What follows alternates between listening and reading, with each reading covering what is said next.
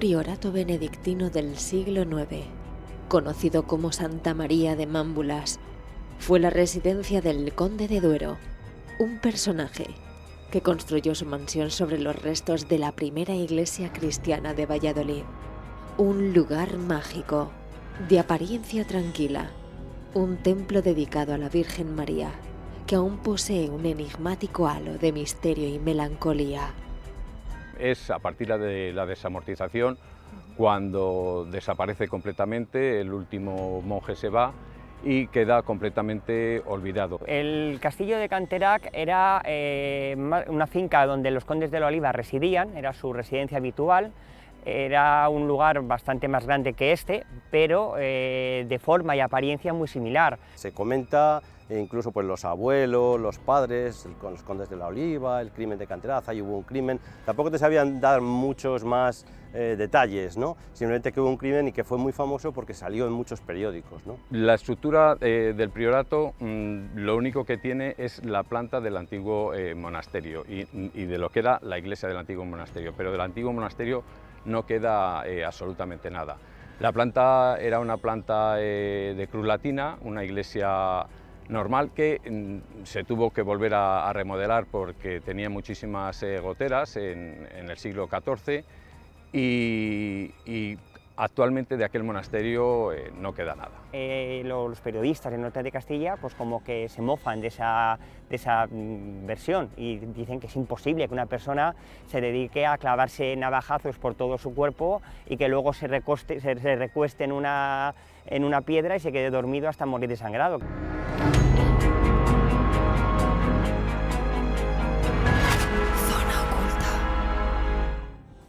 Miguel, nos encontramos en el priorato de Santa María de Duero. Estamos hablando que es un castillo ¿de qué época? Sí, es un priorato, la construcción la manda hacer Ramiro II. En el 939 las tropas de Abderramán III suben hasta aquí y en Simancas hay un enfrentamiento con Ramiro II, resultando las tropas castellanas victoriosas. Ramiro II lo que hace es, para dar gracias, manda a construir aquí en Santa María de Duero un monasterio y comienzan las obras y las adscribe a la orden benedictina. Luego Sancho II lo que hace es ponerle bajo mando de Santo Domingo de Silos, que en aquellos momentos era el monasterio de San Sebastián de Silos y el abad era Santo Domingo. Durante muchísimos años, hasta 1830 y pico, perteneció a Silos. Tenía también incluso una casa de noviciado, donde gente que quería podía ser monje, y desde allí se daban las directrices para todas las ordenanzas que salían desde aquí.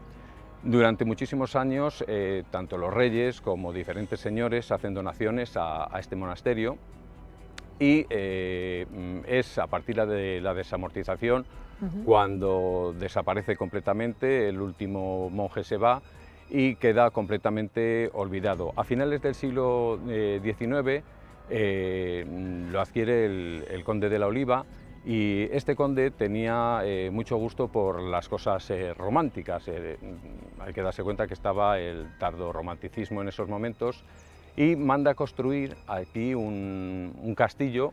Lo único que se conserva del monasterio ya es la planta y aquí el castillo pues es un castillo con apariencia medieval, ¿sí? Con unas ventanas de forma medieval. Luego se ha vuelto a enajenar y en estos momentos pues está cerrado. El castillo de Canterac era una finca donde los condes de la Oliva residían, era su residencia habitual. Era un lugar bastante más grande que este, pero de forma y apariencia muy similar. No podría afirmar que eran gemelos, pero sí mellizos. Este era más pequeñito, pero la forma y la apariencia se construyeron casi imagen y semejanza. Este era el castillo que construyó el conde de la Oliva para su recreo. Hay que pensar que a principios del siglo XX, finales del siglo XIX, hacer un trayecto Valladolid-Tudela no era como ahora, que se tarda cuarto de hora. Se venía por carreteras casi de tierra, o de tierra, era en carruaje y a lo mejor pues el hombre pues tardaba su hora larga en venir. Entonces para él esto era su finca de recreo. Entonces construyó dos castillos, el castillo de Canterac en Valladolid, en Las Delicias, al final, en lo que hoy es todo el parque de Juan Carlos I, y luego tenía un castillo un poquito más pequeño, pero casi gemelo, muy similar, que era este que tengo a mi espalda, el Priorato de Santa María del Duero. El castillo de Canterac se construyó a finales del siglo XIX. El conde de la Oliva le quiso regalar a su mujer el castillo como regalo de boda. Al morir el conde de Canterac, el original, es decir, de don Evaristo Contreras, el castillo es vendido al Colegio de los Escoceses. El Colegio de los Escoceses lo tiene hasta que llega la Guerra Civil. Cuando llega la Guerra Civil es requisado y ahí se instalan tropas españolas e italianas. Y sucede un par de desgracias. Una de ellas es la explosión de 14 bombas, pero por accidente, es decir, no es que hubiera un ataque republicano. Y luego encima la mala praxis de esos militares provocaron hasta 3 incendios dentro del castillo. Entonces, cuando acabó la guerra, el castillo estaba en ruinas y lo único que dejaron en pie fue la puerta del castillo, que siguió estando en pie. Hasta que en los años 70 un camión de estos de una hormigonera derribó una de las 2 torres que sostenían la puerta y la puerta se vino abajo y ya quedó, pues eso, la verja y una torre. Y se decidió demoler lo poquito que quedaba del castillo. Los escoceses, bueno, pues le venden el castillo, lo que queda, las ruinas, el terreno al ayuntamiento, pero lo hacen con una condición: que todo lo que se construya ahí sean espacios dotacionales, es decir, que lo pueda utilizar el barrio, que no se construyan viviendas. Por eso todo lo que va básicamente desde la ermita de San Isidro hasta el María Zambrana, pues son espacios públicos. ¿Qué utilidad se le ha dado a este espacio los años atrás? Sí, era, al ser privado, pues lo tenían como una casa solariega, el conde, y luego ha pasado a manos de otros propietarios y simplemente era como un sitio de un solar que estaba dedicado pues a vivienda. Tenía muchísima más vegetación, árboles grandísimos, igual que ahora aquí aparece un cedro, pero no era ni visitable ni estaba abierto al público. Me imagino que estando tan cerca del municipio de Tudela de Duero, pertenece al municipio, está dentro del territorio, de niños aquí vendríais a jugar, ¿no? ¿Cómo lo recordabais este lugar? Sí, la verdad es que es un sitio, está cerca de Tudela, pero no es un sitio donde se viniera, porque al estar habitado, tener grandes jardines y vivir las familias en verano, no era un sitio que se viniera aquí. Es curioso que durante muchísimos siglos aquí hubo una virgen, la Virgen de Nuestra Señora de Duero, que se la tenía por milagrosa. Y los monjes de aquí luchaban con los curas de Tudela para ver quién se quedaba la imagen y tuvieron bastantes conflictos debido a ver quién podía tener la imagen, que al ser milagrosa pues acudía gente de diferentes sitios, se hacían romerías y demás. ¿En qué se compone el priorato? ¿Qué planta tiene? ¿Cuántos salones, habitaciones? ¿Se sabe un poco la estructura? La estructura del priorato lo único que tiene es la planta del antiguo monasterio y de lo que era la iglesia del antiguo monasterio, pero del antiguo monasterio no queda absolutamente nada. La planta era una planta de cruz latina, una iglesia normal que se tuvo que volver a remodelar porque tenía muchísimas goteras en el siglo XIV y actualmente de aquel monasterio no queda nada. ¿Cuál puede ser el coste de mantener un espacio, un lugar como este? Pues es complicado mantener lejos de cualquiera de los 2 pueblos, tanto de Villabáñez como de Tudela, mantener aquí un monasterio o un castillo o un priorato y darle uso, pues lo primero que habría que hacer es hacer una obra de remodelación y ver qué utilidad se le puede dar. Sí que es verdad que sería conveniente que cuando menos se resguardara un poco la historia tanto del monasterio como del castillo del conde de la Oliva. Bueno, a ver, hay que pensar que la finca de Canterac ya existía anteriormente, había sido de unos dominicos, de unos frailes dominicos, luego esa finca se cedió a un general francés, que era el general de Canterac, de ahí viene el nombre de Castillo de Canterac. Entonces, cuando la familia de los condes de la Oliva adquieren la finca y construyen el castillo, tenía granja, tenía huerta, tenía de todo, entonces tenía un montón de empleados. Y un día, en 1908, aparece un hombre como dormido. De hecho mucha gente pasó delante de él por la mañana y no repararon en él porque pensaban que estaba dormido, recostado sobre una roca. Cuando ya pasan las horas, sale el sol bien salido, llegamos a mediodía y la gente dice que ese hombre no puede estar dormido y se acercan a él, se encuentran con que ese hombre está lleno de cuchilladas, de que está muerto y tiene cuchilladas, contaron hasta 32 cuchilladas. Y una navaja en la mano. Se presenta a la policía, por su cuenta y riesgo los policías en ese momento inician una investigación. El que estaba al mando del castillo de Cantera dice que uno de sus empleados pidió permiso para ir a la estación a recoger a su familia el día anterior y no había vuelto, luego eso ayuda un poco a identificar y saber que el fallecido es Primo Cea. Lo que descubren es que en la cuadra restos de sangre, descubren en la habitación de uno de los empleados, que era el lechero Benito Gil, el que su colchón, el jergón, estaba también manchado de sangre, un pañuelo manchado de sangre. Entonces van encontrando ciertas pistas. Miguel, ¿por qué tuvo el esplendor que tuvo el priorato de Santa María de Duero? Sí, cuando se construyó, lógicamente no fue una elección al azar. Se construye justamente al lado del río Duero, por lo cual se pueden tener aguas, acequias, molinos, aceñas, y era una zona que se podía cruzar fácilmente porque el río en verano apenas hay agua en algunas zonas.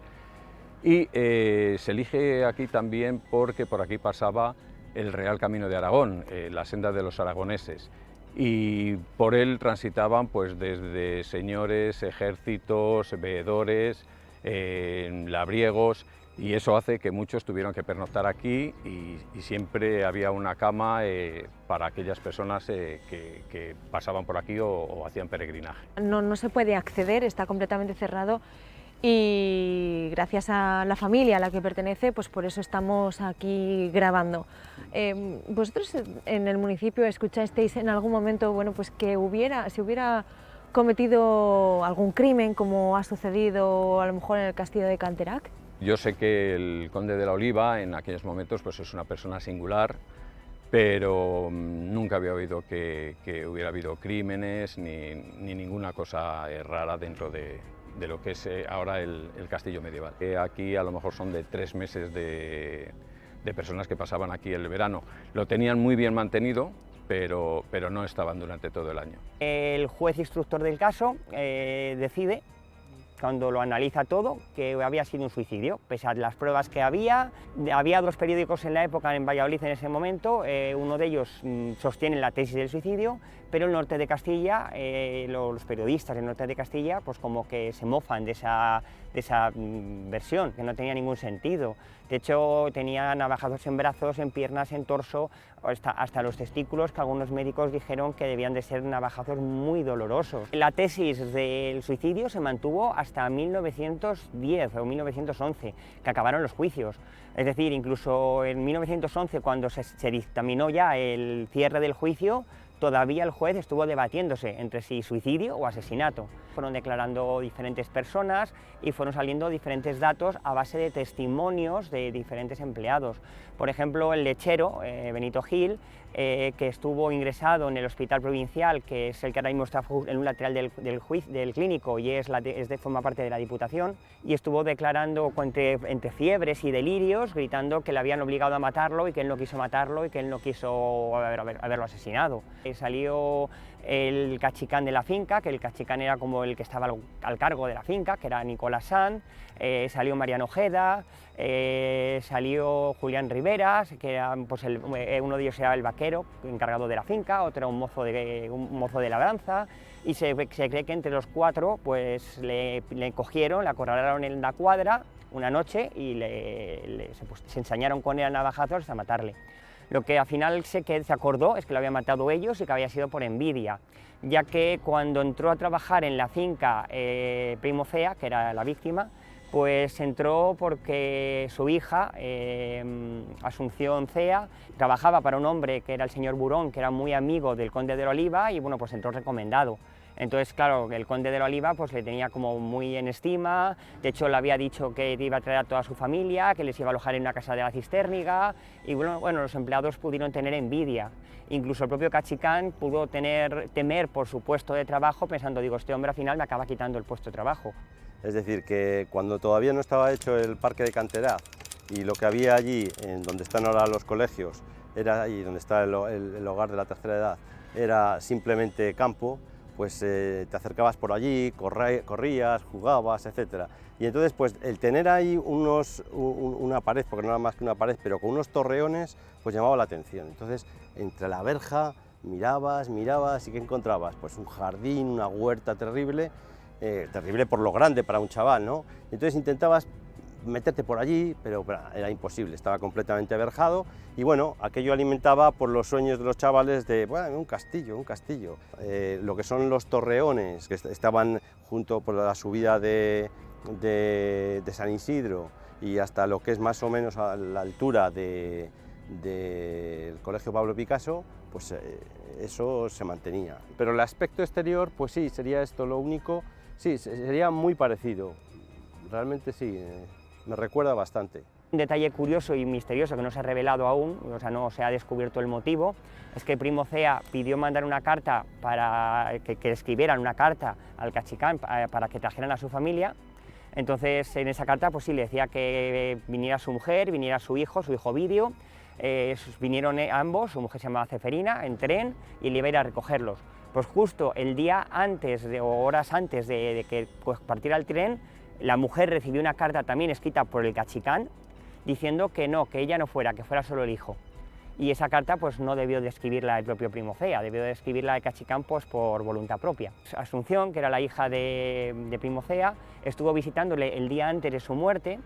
Los empleados de la finca no le dejaron ni un momento solos, estuvieron todo el rato con ellos ahí un poco merodeando y Primo Cea le dijo a su hija que se fuera, que no volviera, que no regresara y que los empleados no paraban de meterse con él y de amenazarle.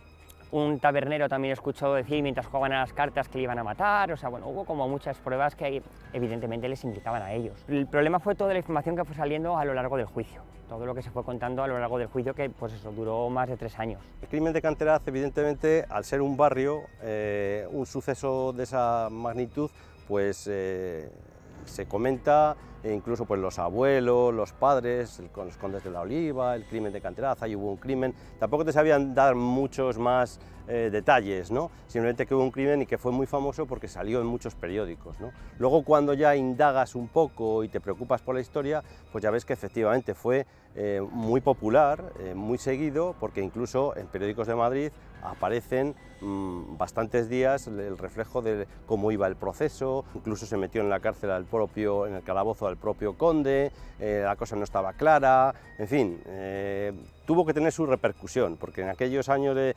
1910, que tampoco había mucho gran conocimiento de las cosas, pero sin embargo, el que apareciera en un periódico de Madrid y por supuesto en el norte de Castilla, pues fue una cosa muy sonada, evidentemente.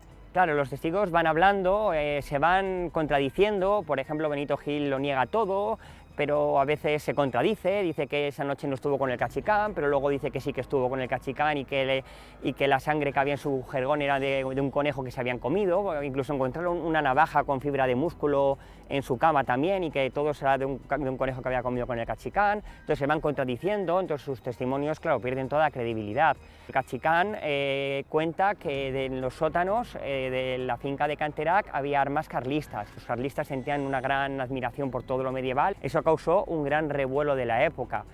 Otro de los empleados había visto como al Cachicán se le entregaba un bulto, y ese bulto era un bebé, y se le decía que se deshicieran de él, y veía cómo lo estaban enterrando dentro de la finca.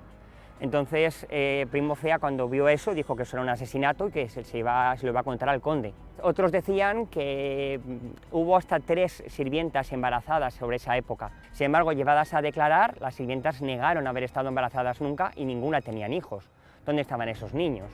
Entonces se procedió a intentar excavar en la finca, en los lugares que los empleados dijeron durante los juicios, y se encontraron restos de huesos. Esas mujeres embarazadas las embarazaba, o sea, es decir, las preñaba el hijo del conde, el segundo hijo del conde. Evidentemente el conde lo negó. Primero, qué pena que no se conserve absolutamente nada, aparentemente, cuando ya se quitaron la verja y aquello se vendió primero a los escoceses, luego al ayuntamiento, pues ya podías pasar, ¿no? La verja ya la quitaron.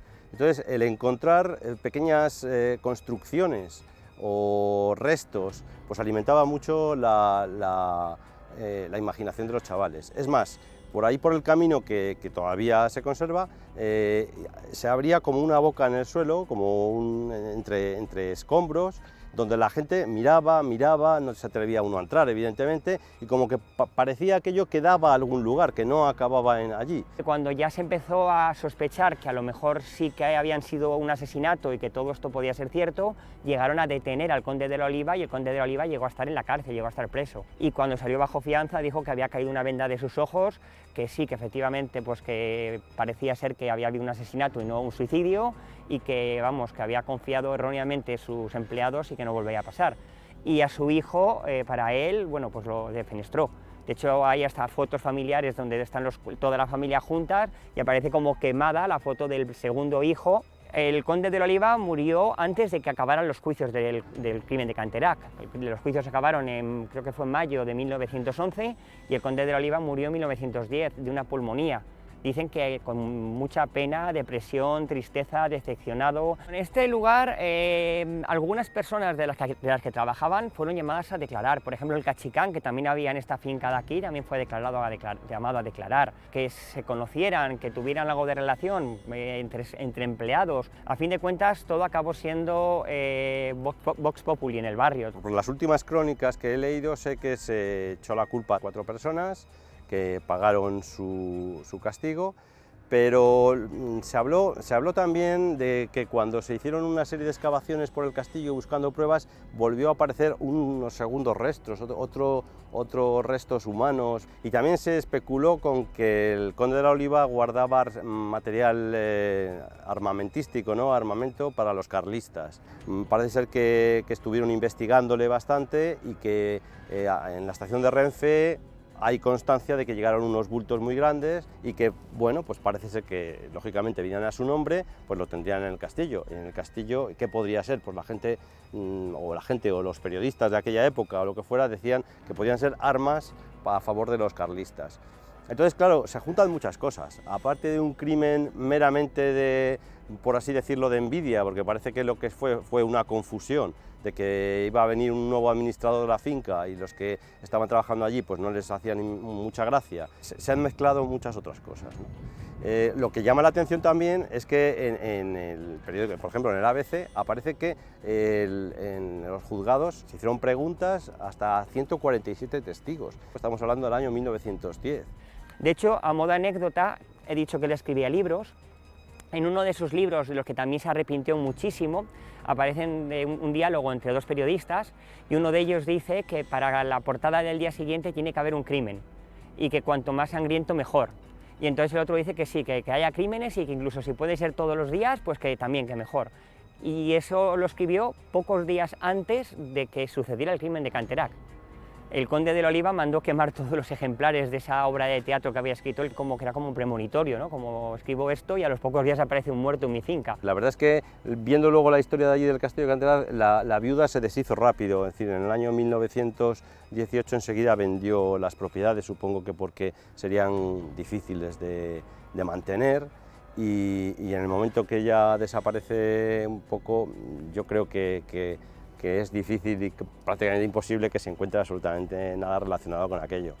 El caso ocupó portadas de periódicos, estaba en primera plana de todos los periódicos nacionales durante todos los años que duró el juicio. Y oficialmente fueron ellos, o sea, eso sí que está probado. Fueron el lechero, que es Benito Gil, que le conocían todos como el Pardillo.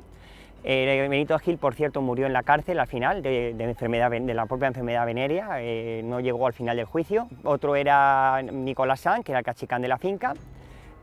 Otro era Julián Rivera, que era el vaquero, y uno de los mozos de labranza, que era Mariano Ojeda. Entonces, entre esos 4 fueron los que le asesinaron. Ahora mismo lo poco que nos queda de ese castillo es esto, que es casi no podemos decir que sean gemelos, yo diría más bien mellizos. Si este castillo ya desapareciera, perderíamos todo testimonio de de un suceso que encima es muy desconocido en Valladolid y que la gente debería conocer. Fue un caso, por lo menos nacional, se siguió en todo el país y con bastante expectación. Un macabro crimen que ha pasado a la historia. Una larga historia que muchos no conocen. Ni siquiera recuerdan aquel castillo de Canterac que durante años recorrió las calles de la ciudad. ya solo queda en la memoria de aquellos quienes lo vieron.